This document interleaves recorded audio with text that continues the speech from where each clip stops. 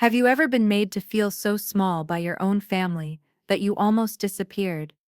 They called me the family failure, a useless nobody not even worthy of an invitation to my own sister's wedding. They thought that would be the end of my story. They were wrong. The tension in the dining room was as thick and heavy as the damask curtains my mother insisted on. It clung to the air, muffling the clink of silverware against porcelain. Every family dinner at my parents' house felt like a performance, and I was always the one who missed my cue. Tonight was no different. My father, Richard Vance, sat at the head of the table, his posture as rigid as his opinions. My mother, Carol, was a satellite orbiting my older sister, Brittany, her smiles and soft murmurs all directed at the family's golden child. And then there was Brittany herself, radiating a smug brilliance that made the crystal chandelier seem dim. Opposite her sat her fiancé, Mark Fletcher, a man who looked perpetually uncomfortable, as if he'd worn a suit one size too small for his entire life. "So," Brittany began, placing her fork down with a deliberate click.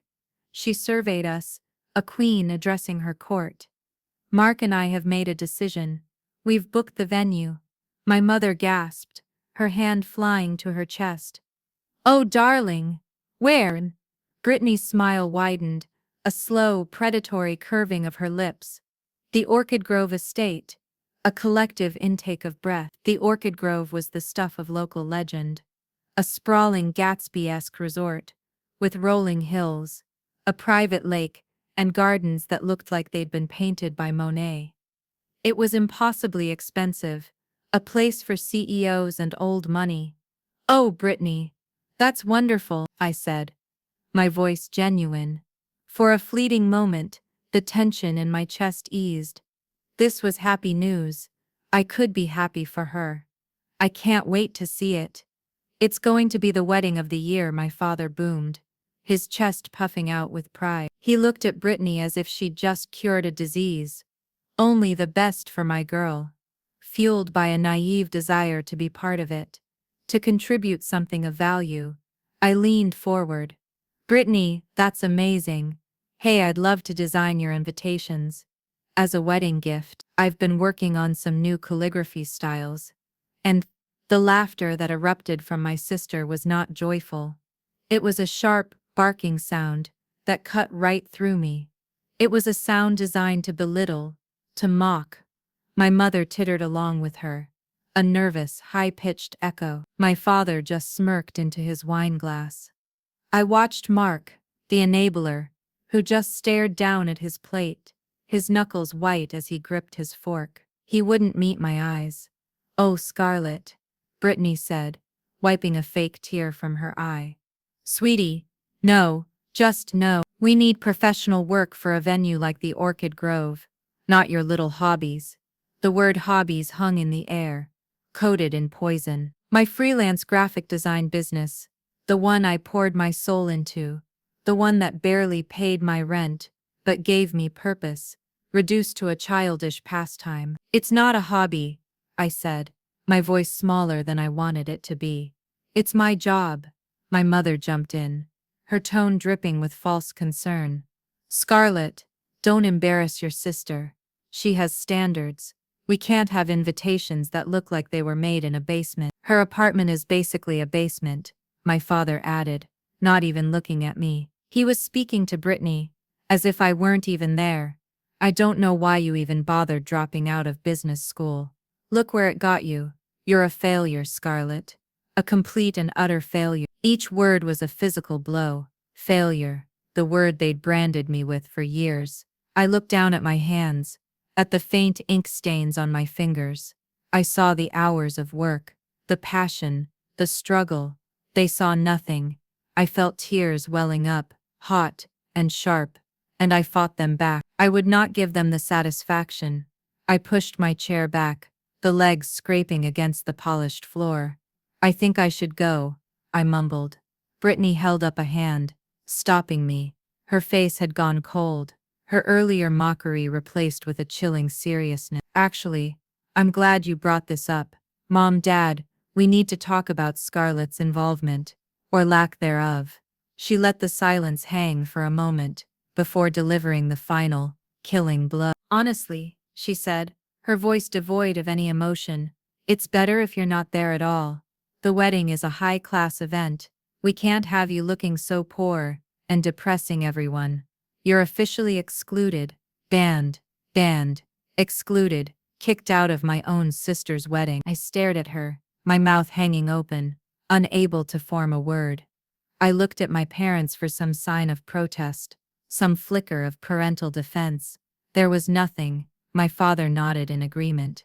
My mother just looked at Brittany with adoration. I was a loose thread on their perfect tapestry, and they were snipping me off without a second thought. I was a nobody to them. I stood up, my body shaking. Fine, I whispered. It was the only word I could manage. As I turned and walked out of the dining room, a fresh wave of laughter followed me.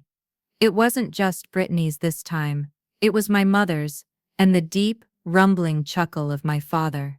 It was the sound of my own family celebrating my complete and total humiliation. The front door clicked shut behind me, and I stood on the porch in the cold night air, finally letting the tears fall.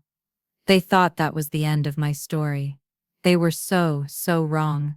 The days that followed the dinner were a gray, formless fog. I moved through my small apartment like a ghost, the echo of my family's laughter a constant ringing in my ears. The words they'd used, failure, poor, useless, nobody, had seeped into the walls, into my clothes, under my skin. I'd look in the mirror and see the disappointment they saw. I stopped answering my phone. I let my design projects pile up, the joy I once found in creation, replaced by a hollow ache. What was the point of creating anything, if it was just a little hobby? What was the point of I was at my absolute lowest, drowning in self-doubt and shame, when the phone rang one afternoon. It was a number I didn't recognize. I almost ignored it, but something made me answer. "Is this Scarlett Vance?" a woman's gentle voice asked. "Yes," I said, my own voice raspy from disuse. "I'm calling from the Willow Creek Hospice. I'm so sorry to tell you this, but your grandmother, Alara Vance, passed away peacefully this morning." The world went silent. The gray fog in my head evaporated, replaced by a sudden sharp clarity of pain. Grandma Alara, my anchor, my secret keeper. The only person in my entire family who ever looked at me and saw not a failure but a fire. She was the one who bought me my first set of professional drawing pencils, who framed my clumsy childhood paintings and hung them in her hallway like masterpieces. "You see the world differently, Scarlet Bug," she used to say, her hand warm on my back. "Don't ever let them dull your colors." And now she was gone. The only light in my family's suffocating darkness had been extinguished. I slid down the wall, the phone slipping from my hand and clattering onto the floor. A sob tore through me, raw and ragged. It wasn't just grief for my grandmother. It was grief for myself, for the loss of the only person who had ever made me feel like I was enough. The funeral was a week later. It was a somber, tasteful affair, exactly the kind of event my parents excelled at. They moved through the crowd of mourners with practiced grief on their faces, accepting condolences with solemn nods. Brittany stood beside them, clad in an impeccably tailored black dress, looking more like she was attending a business merger than her grandmother's funeral. They barely spoke to me, a curt nod from my father, a fleeting, pitying glance from my mother. They were already whispering about the inheritance. I overheard my father telling an uncle, "Mother was always practical. I'm sure her estate will be handled logically."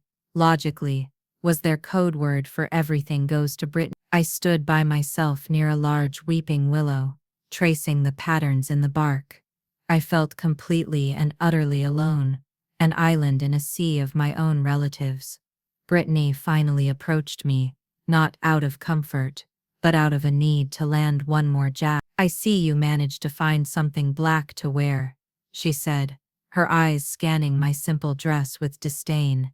She leaned in closer, her voice a venomous whisper. You know, it's a shame Grandma Lara wasted so much time on your lost causes. All those art supplies, all those encouraging words. Imagine what you could have been if you'd just listened to Dad. Her words hit me harder than the news of the death itself. To use this moment, this sacred space of grief, to twist our grandmother's love into another tool of humiliation. It was a new level of cruelty. The pain of being kicked out of the wedding, of being cast out from the family, felt absolute. It wasn't a temporary banishment, it was a permanent severing. I was an orphan with living parents. I looked at my sister, at the cold, empty space behind her eyes, and I didn't say a word. I just turned and walked away, leaving her standing there alone. I went to my grandmother's casket, placed a single white rose on the polished wood, and whispered, "I'm sorry, Grandma. I'm so sorry I let them dull my colors." In that moment, I felt a profound loneliness that I knew would either break me or forge me into something new. The lawyer's office was suffocating. The air was thick with the smell of old paper, leather, and my family's smug entitlement. We sat in plush, unforgiving chairs around a large mahogany desk. My father, Richard, looked important and impatient. My mother, Carol, kept patting Brittany's hand, who was examining her manicure with an air of bored confidence. They were so sure of how this would go. The successful daughter would be rewarded. The failure would be given a token, a pittance to remind her of her place. I just sat there, numb, wishing I could be anywhere else, feeling like a ghost at the feast. Mr. Abernathy, the lawyer, was a kind, elderly man with gentle eyes, who had known my grandmother for decades. He cleared his throat and put on his reading glasses. "We are gathered today to read the last will and testament of Alara Vance," he began, his voice soft but firm. He started with the minor bequests, her collection of antique clocks to a distant cousin, a donation to the local library, a small sum for her longtime gardener. With each item read, I could feel the tension in Brittany and my parents growing. This was the boring part. They were waiting for the main event.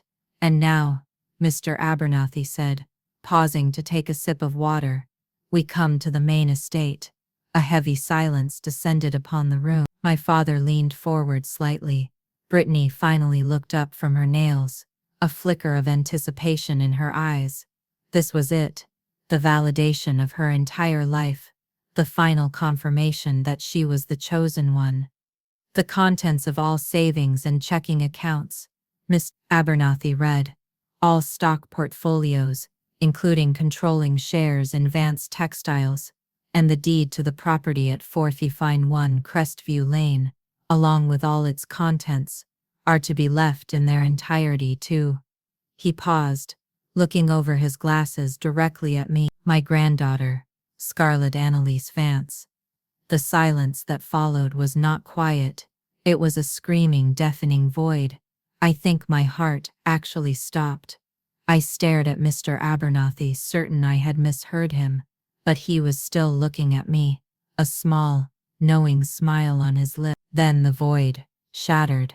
"What?" my father barked, slamming his hand on the desk. The sound made me jump. "That's impossible. There must be a mistake." "Read it again." "There is no mistake, Richard," Mr. Abernathy said calmly. "The will is perfectly clear." Brittany's face was a grotesque mask of shock. The color had drained from her cheeks, leaving behind a pasty white canvas of disbelief.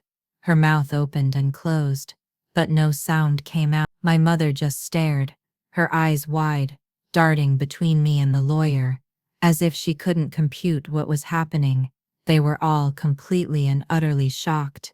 They looked like statues in a museum of shattered arrogance. "She can't be serious," Brittany finally choked out, her voice a strangled whisper.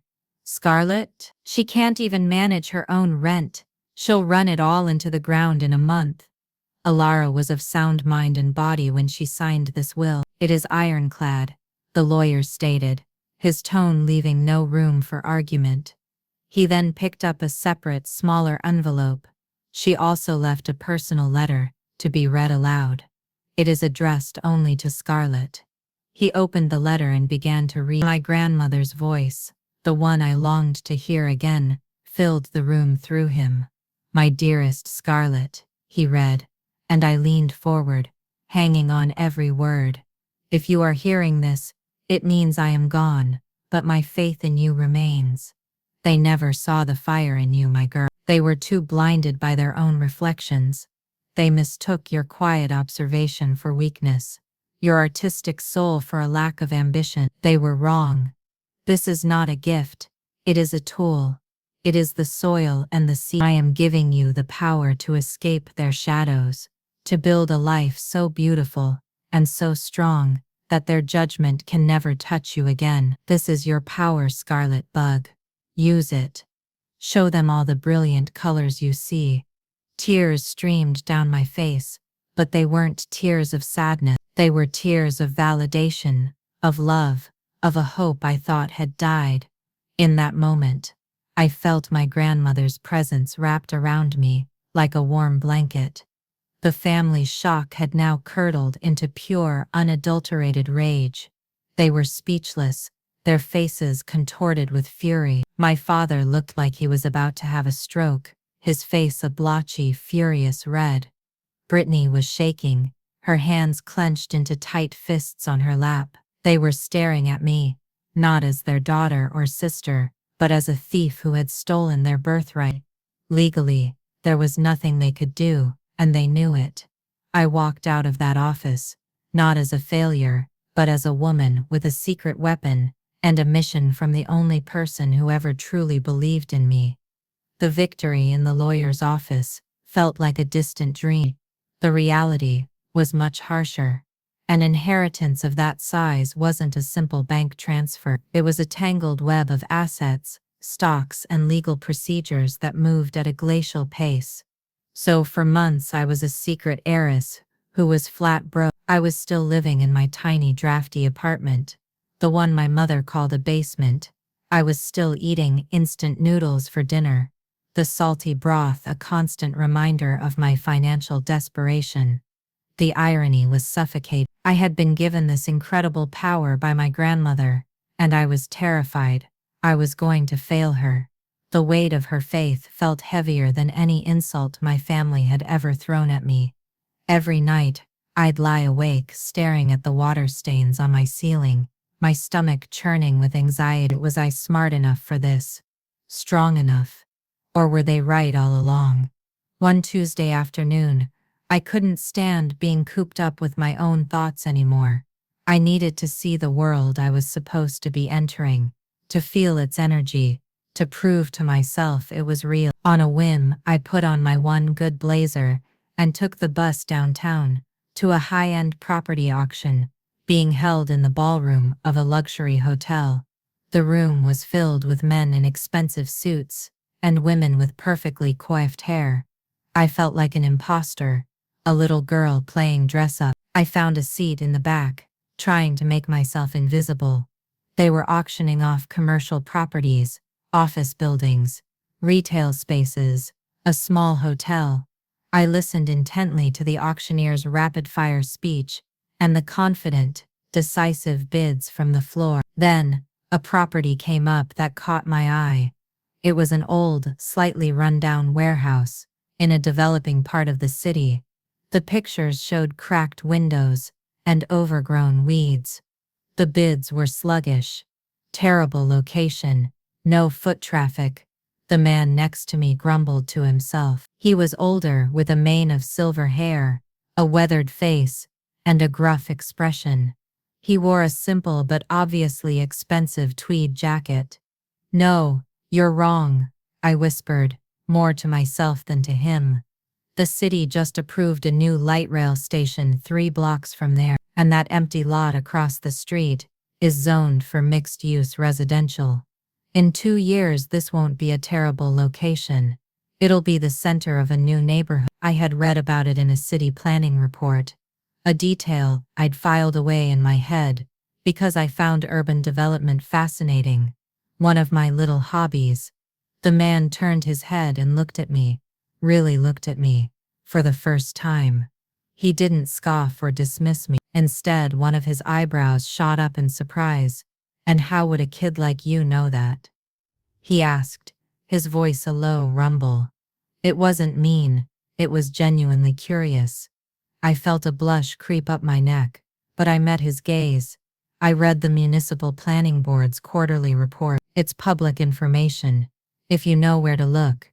He stared at me for a long moment, his sharp blue eyes seeming to see right through my cheap blazer and into the nervous, hopeful heart underneath.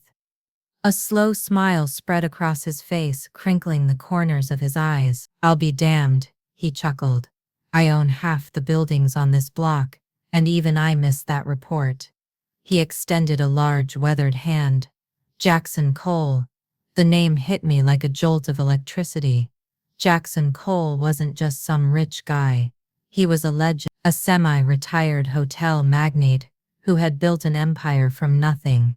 He was one of the sharks in this room, and I was a minnow. I shook his hand, my own feeling small and frail in his powerful grip. "Scarlett Vance." "Well, Scarlett Vance," he said, his smile widening.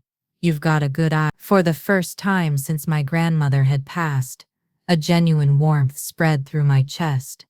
It wasn't pity, it wasn't condescension, it was respect. It was a glimmer of light in the suffocating darkness, the first sign that maybe, just maybe, I wasn't going to fail after all. This stranger, this powerful man, saw something in me that my own family had refused to acknowledge my entire life. It was the first time I felt like I wasn't just a nobody. It was a single tiny glimmer of hope, but to a girl who was drowning, it felt like a life raft. That meeting with Jackson Cole changed everything. He became my secret mentor, my ally. He took me under his wing, not with coddling, but with a gruff, no-nonsense intensity that forced me to be better. We'd meet for coffee in greasy spoon diners where no one would recognize him. He'd grill me on business principles, on market trends, on the art of negotiation. He made me read financial statements until my eyes burned. "Listen, kid," he told me one morning, stirring his black coffee. "Having money makes you rich. Knowing how to use it makes you powerful. They're not the same thing. Don't just be rich, Scarlett. Be powerful." That became my mantra. I poured every ounce of my being into learning. My small apartment transformed into a war room. The walls were covered in flowcharts and market analyses. I slept 4 hours a night, fueled by cheap coffee and a burning desire to prove my grandmother. And now Jackson. Right. The grief for my grandmother was still there, a dull ache in my chest, but now it was woven together with a new, fierce sense of purpose. Finally, the day came. My lawyer called to inform me that the first major portion of my inheritance had been liquidated. A 7-figure sum was now sitting in a newly opened bank account under my name. My first instinct was to run out and buy a new car, a decent apartment, to finally shed the skin of the poor failure my family saw me as. But Jackson's voice echoed in my head. "Your first move isn't for you. It's for your future. Don't buy comfort. Buy leverage." Following his advice, I resisted every impulse. I stayed in my basement apartment. I kept eating noodles, but with Jackson's guidance I made my first real move. Through a series of discreet inquiries made by his contacts, I learned something that made my heart pound in my chest. The Orchid Grove estate, Brittany's dream wedding venue, the symbol of my exclusion, was in quiet financial trouble. The owner was over-leveraged and was looking for a silent buyer to avoid a public, humiliating bankruptcy.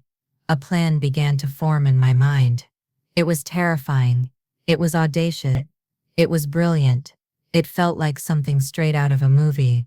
But the pieces were all there. The thought of it made me feel dizzy with a mixture of fear and exhilarating power. It was during this intense period of planning that my phone rang with a number I knew all too well. Mark Fletcher, my sister's fiancé, the enabler. My stomach twisted into a knot, but I answered. "Scarlett? Hey, "It's Mark," he said, his voice as weak and hesitant as I remembered. "Hi, Mark," I said, my tone cool and professional. He cleared his throat. "Listen, I was just calling to see how you are. Brittany's really stressed with all the wedding planning. And, well, this whole thing with you is just adding to it." I waited, saying nothing. "I was thinking," he stammered, "that maybe you could, just call her. Maybe apologize, just to smooth things over before the wedding. It would make everything so much easier for everyone." Apologize? For what? For existing? For being the target of their cruelty? I could hear the utter lack of conviction in his voice. He wasn't calling because he thought I was wrong. He was calling because his life was uncomfortable, and my apology was the path of least resistance for him. He was a coward, more afraid of his fiancée's temper than of basic human decency. "Mark," I said, my voice steady and cold, "I have absolutely nothing to apologize for." There was a long pause on the other end of the line. I could hear him breathing, the sound of a man who knew I was right, but was too spineless to admit it. "Oh, okay," he finally whispered, defeated. "Well, I had to try. Goodbye, Mark," I said, and I hung up before he could say another word. His pathetic attempt to keep the peace had only solidified my resolve. He, and the rest of them, would never change. So, I turned back to the financial reports for the Orchid Grove estate, spread across my floor. The game was on. The negotiations for the Orchid Grove estate were my crucible. Jackson made the introduction through a discreet third party, but he insisted I handle the meetings myself. "They need to see you," he'd said. "They need to underestimate you. Then you show them they're wrong." I walked into the first meeting in a conference room that cost more than my apartment's rent for a year. I was sitting across from a team of stone-faced lawyers and the desperate, aging owner of the estate. I could feel their eyes on me, sizing up my simple, off-the-rack suit and the nervous energy I was trying so hard to conceal. I was a young woman, a nobody, and they thought they could steamroll me. For the first hour, they were right. They used jargon I barely understood. They were condescending. They tried to rush me. My hands were sweating under the table. But then I remembered my grandmother's words about my quiet observation, and Jackson's lessons on leverage. I took a deep breath. "Excuse me," I said, my voice clearer and stronger than I expected. "On page 47 of your financial disclosures, you list an outstanding loan from Sterling Bank, but you've omitted the covenant that requires you to maintain a debt-to-equity ratio of 2-to-1, a covenant I know for a fact you violated last quarter, which means the bank could call in your loan at any moment, forcing a public foreclosure. So let's stop pretending you're in a position of power here." The room went silent. The owner turned pale. His lead lawyer stared at me, his jaw tight. I had done my homework. I had spent weeks, not just reading their files, but reading the files of everyone they did business with. I had learned their language. From that moment on, the power in the room shifted. They stopped seeing a girl and started seeing a threat. I wasn't the timid, hesitant Scarlett from my family's dinner table anymore. I was using a holding company, Enterprises, for Lara Vance, to keep my personal name a secret. To them, I was just the representative of a mysterious and very well-informed buyer.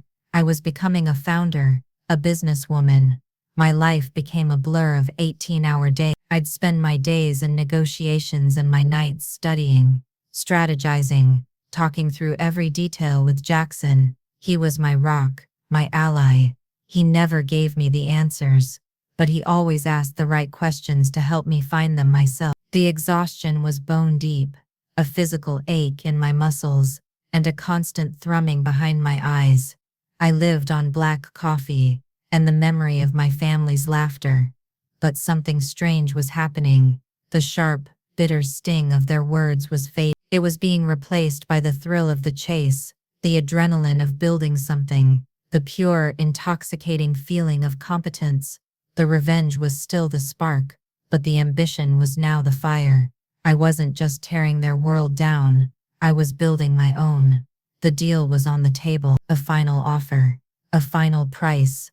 It was a good deal, a fantastic one even. Jackson had confirmed it, but it required nearly every last penny of the inheritance my lawyers had managed to liquidate. It was a massive, terrifying risk. All my eggs, all of my grandmother's faith, in one beautiful, sprawling, financially strapped basket. If the deal went through and I couldn't turn the resort's finances around, I would lose everything.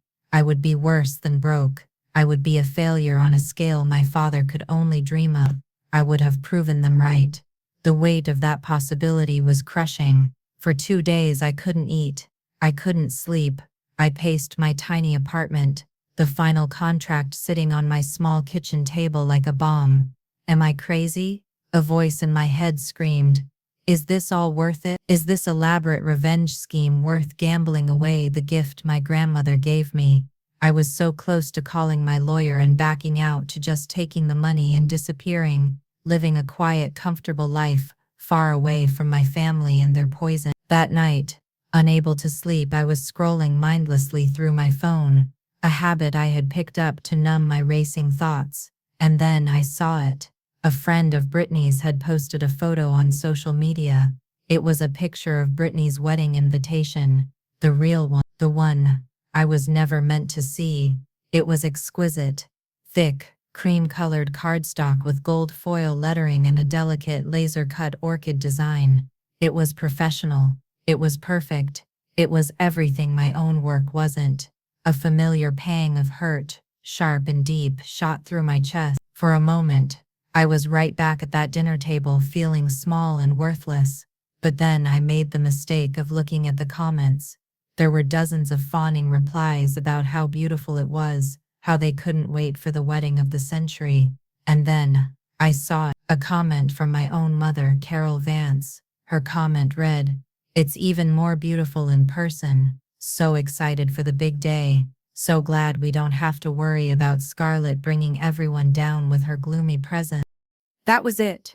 The final push. The casual public cruelty of it. Gloomy presence. The way she tossed me aside, not with a roar of anger, but with the flick of a wrist, like I was a piece of lint on their perfect life.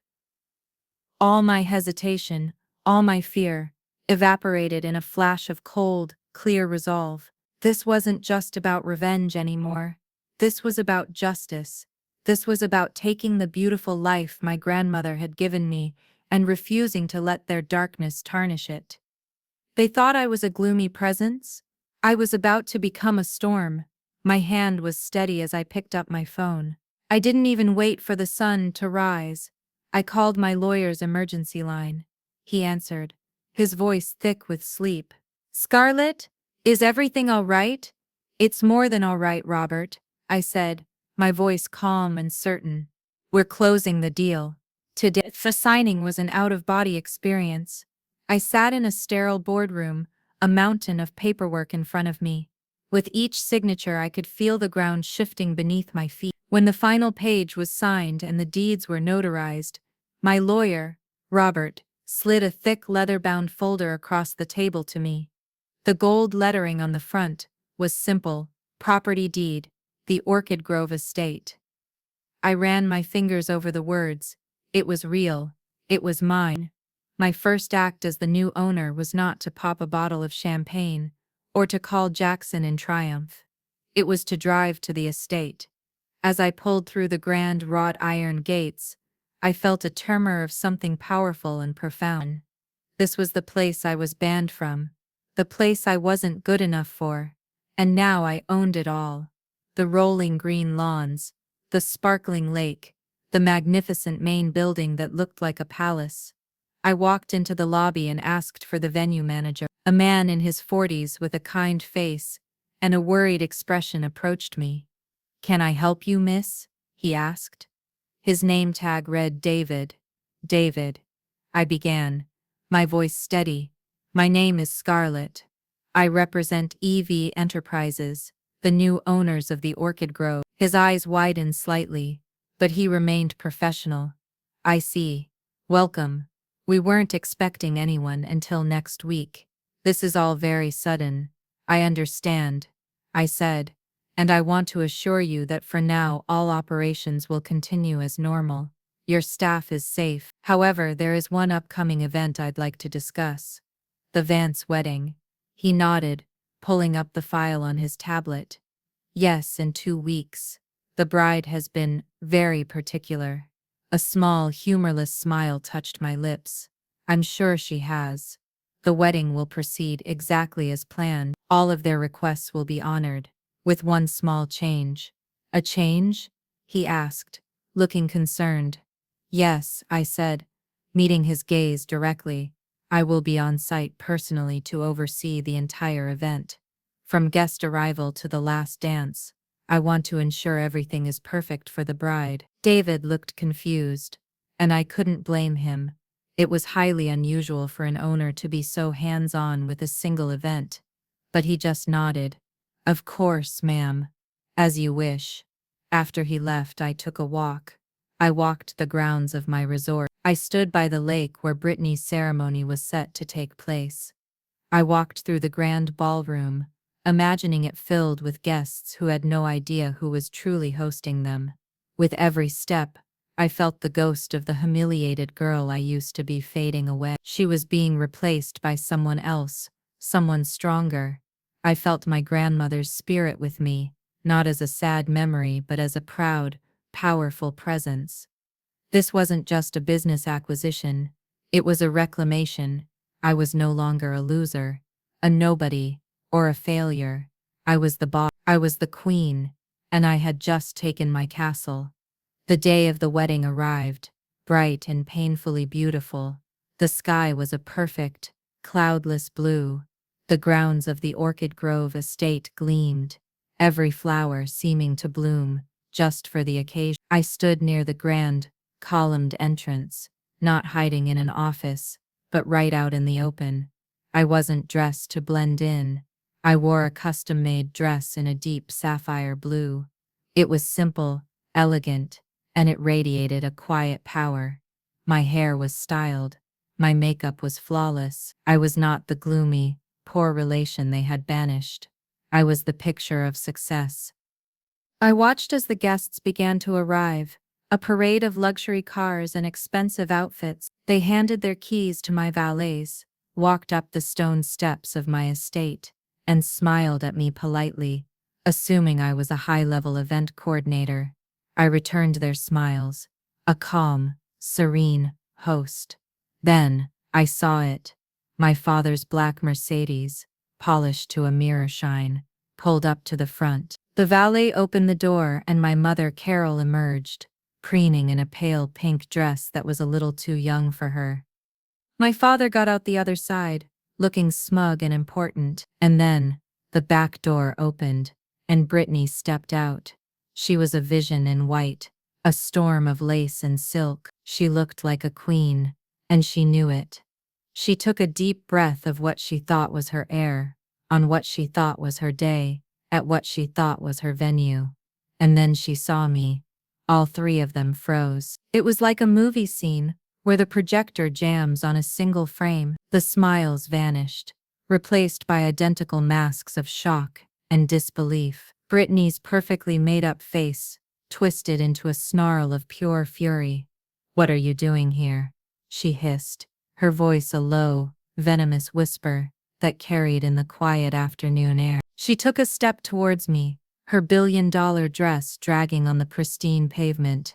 "I told you, you were banned, excluded."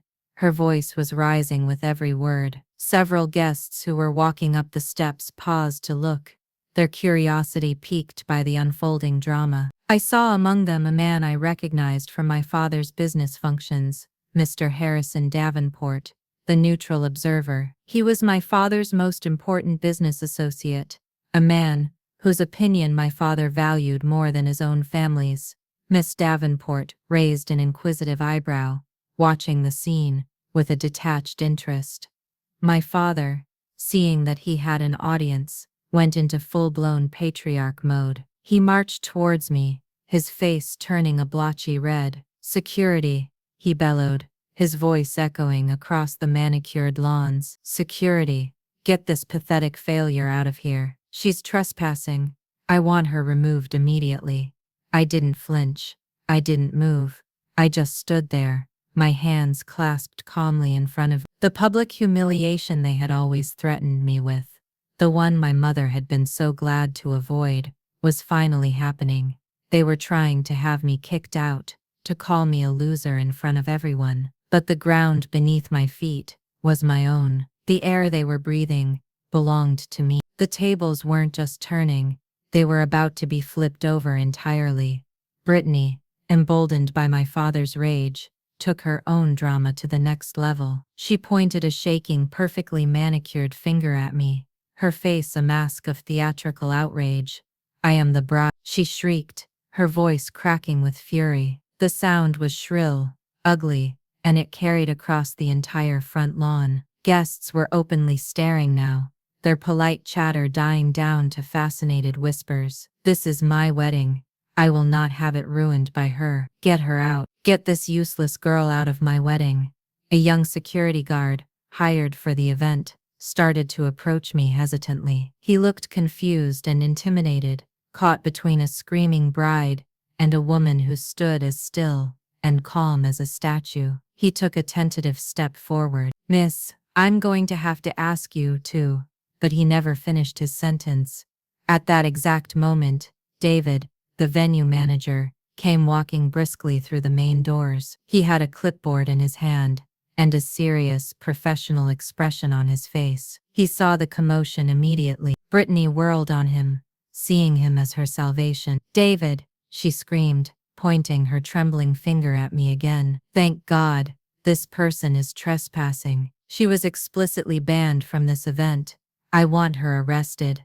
I want her thrown out right now." David didn't even look at Brittany. His eyes met mine for a brief professional second. He walked past my fuming father, past my shrieking sister, and came to a respectful stop beside me. The entire world seemed to hold its breath. He spoke, and his voice was not loud, but it was so calm and clear that it cut through all the drama like a knife. He was speaking directly, and only to me. "Excuse me, ma'am," he said. The word hung in the air, electric and utterly confusing to my family. David continued, ignoring the stunned silence from my family.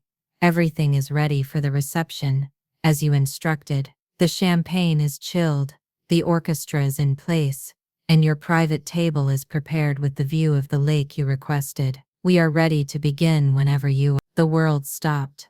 I could feel the moment crystallize. My family froze.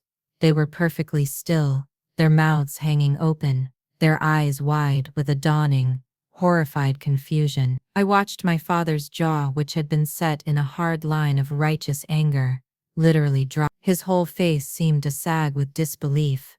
And Brittany, oh, Brittany, the furious, blotchy red drained from her face, as if a plug had been pulled.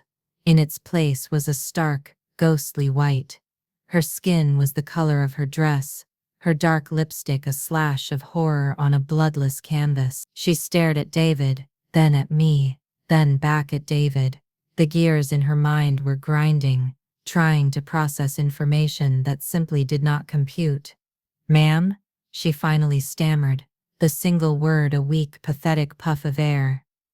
What is he talking about? Why is he calling you ma'am?" Before I could answer my sister's sputtering question, a new voice joined the tableau. "Because she owns the place, Brittany." Jackson Cole, my ally, my mentor, stepped forward from the edge of the watching crowd. He had a warm, proud smile on his face, and he was holding the familiar leather-bound folder. He walked right up to me, completely ignoring my stunned family, and placed a fatherly hand on my shoulder. "Congratulations on your first major event as owner, Scarlett," he said, his voice loud enough for everyone to hear. He gently tapped the folder in his hand, where the gold-embossed words were now clearly visible to all. "Property deed." A collective gasp rippled through the guests. It was a soft, whooshing sound, the noise of 24 minds being blown at once. The whispers started immediately, spreading like wildfire. I glanced over at Mr. Harrison Davenport, the neutral observer, the man whose opinion was my father's entire world. His eyes, which had been narrowed with detached curiosity, were now wide with utter disbelief. He stared at the property deed in Jackson's hand, then at me. His expression slowly transformed into one of dawning, profound respect. Then, his gaze shifted to my father, who was still sputtering, trying to form a coherent sentence. Mr. Davenport looked at him with an expression of pure, unadulterated disdain. In that single look, I saw my father's social and professional standing crumble to dust. The power had not just shifted, it had caused a landslide. I looked at Mark, the enabler. He wasn't looking at me, he was staring at his new bride, Brittany, as if he was seeing her for the very first time. The weak, accommodating smile he always wore was gone, replaced by a mask of dawning horror. He was seeing the monster that I had always known was there, and his face was a portrait of regret. My family was completely and utterly isolated. The crowd of guests was no longer looking at them as the hosts of a grand party, but as the antagonists in a shocking play. The gazes were shifting from my humiliated, speechless family to me, the quiet, underestimated girl, who was now the silent CEO of the entire operation. They had wanted to make a public spectacle of me, to shame me. Instead, they had orchestrated their own downfall on the grandest stage imaginable. Brittany was shaking now, not with rage but with the cold, hard shock of reality. Her perfect day, her perfect life, had shattered into a million pieces at her feet. She looked at me, her eyes pleading, lost, utterly broken. I took a step closer to her, invading her space, just as she had always done to me. I leaned in, so that only she could hear my words. I didn't raise my voice. I didn't need to. I spoke calmly, without a trace of malice, delivering the final word, with the quiet finality of a closing door. "Welcome to my resort, Brittany," I whispered. "You are a guest here. Please try not to cause a scene. It would be embarrassing." The wedding, for them, was a catastrophe. From my new office, overlooking the estate, an office I hadn't even known existed a month ago, I watched the fallout. Brittany had a full-blown meltdown in the bridal suite, her shrieks echoing faintly down the marble hallways. My mother tried to console her, but it was useless. The perfect day was ruined. Many of the guests, after witnessing the scene at the entrance, made polite excuses and left before the dinner service even began. The grand ballroom, meant to host the wedding of the year, was half empty. My father spent the entire reception trying to salvage his reputation. I saw him approach Mr. Davenport, his face slick with sweat, a desperate fawning smile plastered on his lips. He tried to laugh it off as a family misunderstanding, but Mr. Davenport wasn't having it. He coldly brushed my father aside with a dismissive wave of his hand. A few minutes later, there was a soft knock on my office door. It was Mr. Davenport. "Miss Vance," he said, his tone dripping with a respect my father had never earned from him. "I must apologize for your father's behavior. That was an incredible piece of business theater you just conducted. I haven't seen a hostile takeover that elegant since the 90s. He smiled. "Jackson Cole speaks very highly of you. I'd be very interested in discussing future investment opportunities for this estate when you have the time." He handed me his private business card and left. My father had lost his most important connection, and I had gained him, all in the space of an hour. My family was left utterly speechless, publicly shamed, and stripped of the social power they held so dear. They were ghosts at a party that was no longer theirs. Later that evening, as the last of the miserable wedding party cleared out, I sat alone in the quiet of my office. The anger, the burning need for revenge that had fueled me for months, was gone. In its place was a quiet, profound sense of peace. The war was over. I had won. There was just one last string to cut. I picked up my phone and dialed my bank. I accessed a small joint bank account my parents had insisted on keeping with me since I was in college. It had a tiny balance, but it was attached to several of their primary credit cards. It was the last vestige of their financial control over me, a tool they used to monitor my spending and remind me of my dependence. I'd like to report several cards as compromised, I said to the representative, my voice calm and even. And I'd like to freeze the account immediately. It wasn't about the money, it was about the principle. It was about cutting the final, invisible string they had used to manipulate me. As I hung up the phone, I looked out the large window at the moonlit lake and the sprawling, beautiful property that was now mine. My grandmother's faith had been the seed, and I had finally, painstakingly, grown it into a forest. This wasn't an ending. This was the beginning. My story is proof that the labels other people give you only have power if you accept them. My family called me a failure, a nobody, and a loser. For a long time, I believed them. But the moment I decided to believe in myself and in the one person who always saw my worth, I became the owner of the very world they tried to kick me out of. So I want to ask you, what labels have you refused to accept in your own life? What names have you been called that you decided to prove wrong? Let me know your story in the comments below. I'll be reading them. And if this story resonated with you, if you've ever felt underestimated, please hit that like button and subscribe for more stories about turning pain into power. Thanks for watching.